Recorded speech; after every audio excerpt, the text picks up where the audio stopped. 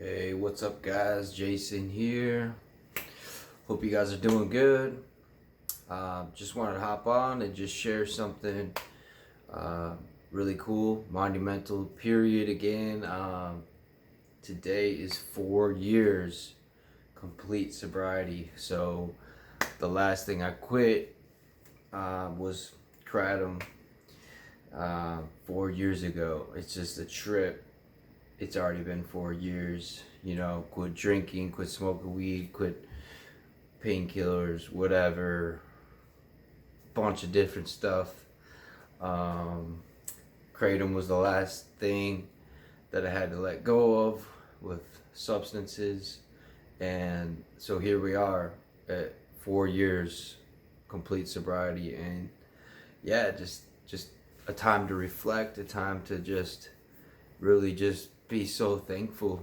I mean, I can't even express how happy I am, like, being to 4 years.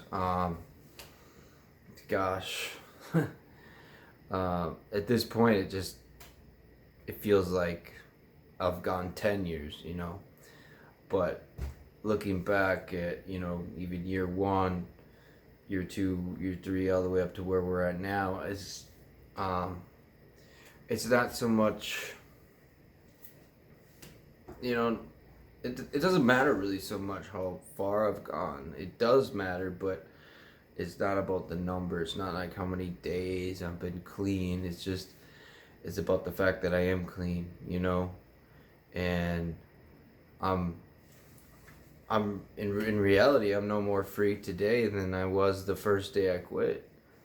When you make that decision, I'm done. It's done. Doesn't matter if it's 4 years later now or one day after I quit. It's done. And that's like the power of a decision, When you're done with something and you really make that up in your mind, like, I'm done. It's a wrap. The power of a decision. I decide I am done. It's it. It's like a switch that gets flipped on. So anyways, gosh, I just wanted to just reflect, guys. I know I've shared a lot on Kratom along my journey, and even on 1 year, 2 years, 3 years. I made videos every year about that. So yeah, I just want to share, maybe kind of recap some things, and then just share like what I've learned up until now. So a lot of you guys know I quit Kratom, flushed it all down my toilet, and just put it on God. Just called out to Jesus, said, God, you got me. I'm going to just show the world that you are faithful and you are who you say you are. And if you guys look back at that video, it's still up. That was the last time I ever had Kratom in my possession. That was the last time I ever took it. And look, God did what he said he would do in his word. He delivered me. He helped me get free. I know I had to do my part. I had to let go and let God and trust him. And it was a rocky period. Some easier days, some harder days. But I already knew, because I quit weed before I quit Kratom. And weed was harder, man. I mean, because I smoked weed for almost 15 years, and it was just like a bigger part of me. It felt like who I was, right? Whereas Kratom was, I did it for a few years, and I was on the opioids and Suboxone, Percocets before that. But anyways, just the weed was harder. So I already conquered weed for almost a year before I quit Kratom. And so I just applied the same principles. Is just relying on God, trusting he's going to get me through. And even though the emotions, the anger, the depression, the anxiety, the feelings of feeling like you're losing your mind, no peace, not being able to calm down or sleep, I just realized this is temporary. And God, you promise in your word that you're going to help me, that you're my deliverer, and you're my refuge, you're my safe place. Any of these drugs are not my safe place, but you are. You want that that place in my heart to be in you. He doesn't want our peace to be in a substance. He doesn't want our peace to be in a drug of any kind. He didn't design us to be addicted to chemicals or substances. Like, that's not the best life he has for us, and definitely ain't even close to any life he has for us. So when I realized that, I was just like, yeah, like, it's not your will for me to be on these things, but it's actually your will for me to be free. But I have to trust that. I have to, like, let go of my will, let go of, like, this flesh, sinful nature part of me, and do your will, God, and trust that, no matter what withdrawals I go through, you're faithful. You're gonna get me through it. And like he says in his word, like, he won't let any temptation be more than we can bear. But he also promises a way out. So, man, I was just riding on those verses, like, God, you promise you won't let us be tempted beyond what we can bear. And also, you promise a way of an escape to these temptations. And I remember when I quit Kratom, like, I remember, like, the next day I was working, and then, like, that thought hit me, like, oh man, like, I need Kratom, like, I have to go take it. And I was just like, oh, I was like, God, no, I don't want to do this, and I was in the middle of a job working with someone else, so, like, I couldn't leave, I couldn't go get it. And all of a sudden, like, maybe 10-20 minutes later, I realized that temptation was completely gone, so God, like, just removed that temptation from me, and I was just, like, so relieved. And a lot of times when we face temptations, we, like, feel overwhelmed. We feel like, oh my gosh, like, this is too much. We feel like we're gonna be under that temptation 24/7, and it's just not true. So we just have to, like, God, I know you got me here. And in the past, like, when I tried to quit and I was kind of immature in my trust and my faith in God, like, God, you said you wouldn't let me be tempted beyond what I can bear, but this is too much. I'm just gonna go smoke weed. I can't handle this. It's too much. Or I'm gonna go dose again on Kratom, whatever it might be. And it was just a lack of trust. It was like an excuse to go back to it. Like, this is too much. You said it wouldn't be too much, but it is. Like, I had no choice. I have to go back to it. And it's like, it's part of my journey. It's part of a lot of our journeys. It's like, we just have to figure out how to live without these things, and sometimes it takes multiple attempts, and that's fine. It took me multiple attempts to quit Kratom. It took me, I don't even know how many attempts to quit weed. Too many that I can remember. And so I was just in this vicious cycle of wanting to be free. And, first it started out me just trying to rely on my strength and my own willpower to quit all these different things.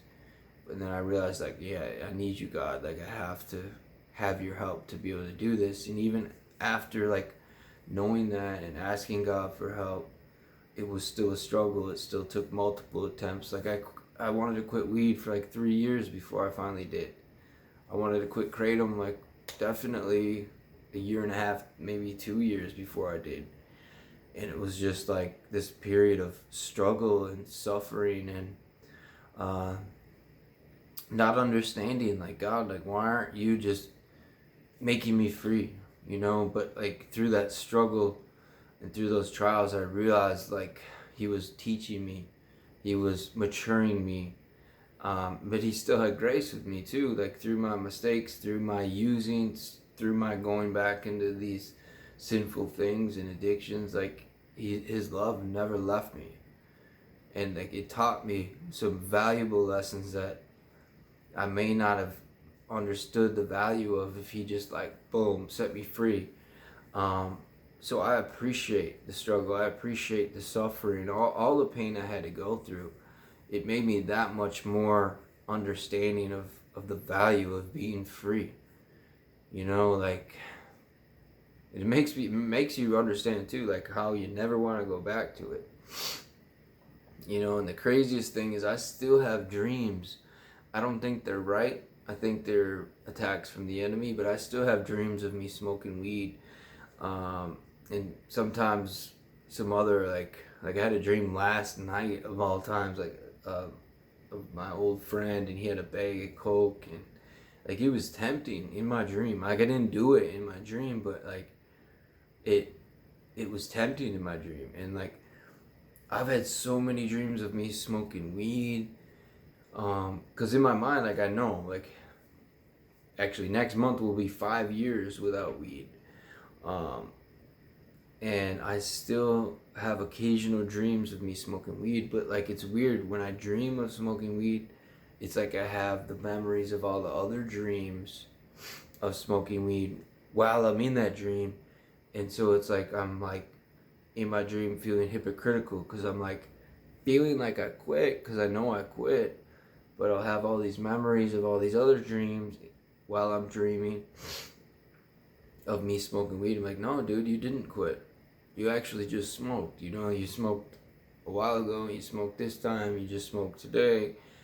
While I'm dreaming, I'm like having these realizations, and it's like, it's just kind of breaking my heart. I'm like, wow, like how you did it, you smoked, man, like you have been, but you're saying that you quit, but you didn't. And it's just like this really devastating feeling.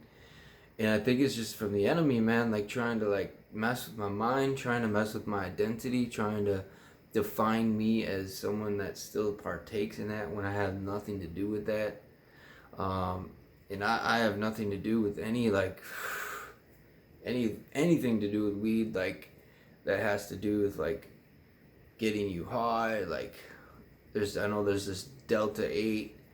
I know there's some medicinal properties. Like I'm not gonna get on this rabbit trail, but I know like this Delta 8 thing is like a form of THC that's not fully THC that gets you high, and it's legal in a lot of states where weed isn't legal.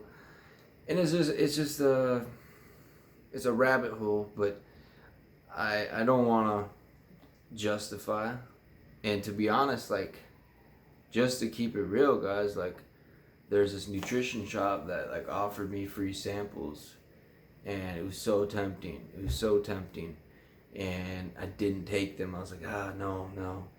And then, you know, what's funny is I went back to a different shop and asked. I actually asked for a sample of this Delta 8, and this was like I don't know, a year or two ago, and it was like it sat in my cabinet for months, and I'm like trying to like justify in my mind, like, oh, it's not weed, it's not this. I'm like, and like I almost ate the thing, you know what I mean? And it was just like, no, like no way, man. So I threw it out, and it's like I can't cheat. I can't do that to myself. I can't try to, you know, do just a little bit of something, because when we compromise a little bit, say the line's here and we compromise and make the line here, you know, you never know how much you keep pushing that line out, and all of a sudden you find yourself right back at where you were. So I ain't gonna take any chances. I'm not gonna make any excuses, any exceptions for anything. I'm gonna be clean. I'm gonna be 100% sober. I'm not gonna make some justifications for anything. You know, it's like just like I quit drinking, man. Like I'm not gonna go and drink like whatever, like some 3-2 beer or something that just has a little bit of alcohol. Like, no, dude, like I ain't drinking. You know, same thing with this Delta 8. Like I don't smoke weed, and I want nothing to do with THC. You know, I think there's room for CBD for sure, as long as it doesn't have like high amounts of THC. Those like trace amounts of CBD that doesn't even get you high at all. Like there's definitely medicinal properties in that. So, but what I'm trying to say is like, I'm not going to justify things. I'm not going to push that line in any way. So anyways, yeah, that's that, guys. And I know I kind of mentioned at the beginning of the video, like how far we go doesn't really like matter too much, like keeping track or whatever, because it really doesn't. But at the same time, there's value and there's things that happen through longer lengths of sobriety, like becoming more resilient to temptations, becoming more. I like to think of this analogy like my armor is thicker. Like the longer we go from something that we've quit, the stronger and thicker our armor gets to resist temptations, to whatever even thoughts about ever even using it again. It just becomes like, impenetrable against us, right? And like that's the power, especially at the beginning of quitting anything, is like what we feed grows. So if we're starving ourselves of these temptations, if we're starving ourselves of this urge to use, that driving force of that substance starts to diminish, and especially when we use the power of God on our side to help get us free. Because I know some people that, they're sober for even longer lengths of time, but they're not free. So there's a difference. There's a difference between being sober and being free. So I want us to be sober and free, right? I don't want us to have to struggle with temptations. I don't want us to. There might be a time or a season where that's part of the process, but as we get to longer lengths of sobriety, we shouldn't be feeling tempted by these things anymore. We should be free. Like the word says, he who the Son sets free is free indeed. Now God didn't set us free to have us be facing and overwhelmed by temptations every day.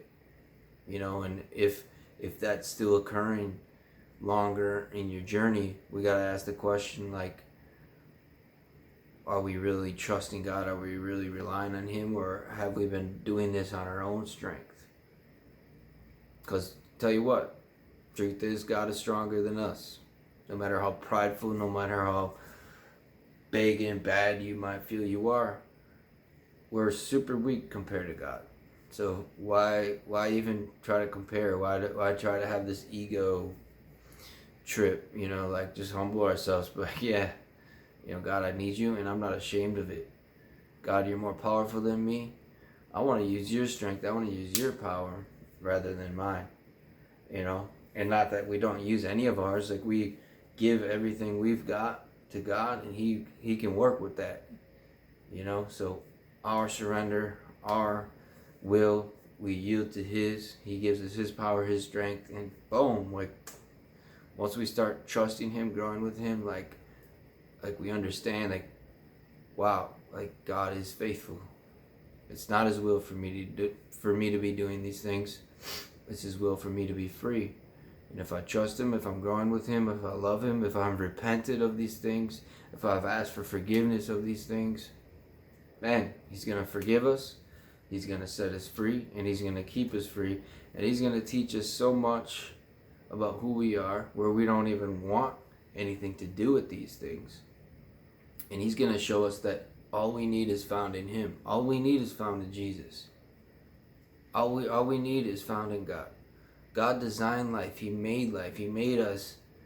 And so if we just trust Him and just live by the way He's created this thing called life, it flows a lot easier. Yeah, we still have problems. Yeah, things still go wrong, but that's part of life. So anyways, guys, I just wanted to make a video and just reflect on this time, 4 years. Praise God. So I'll probably just leave it at that.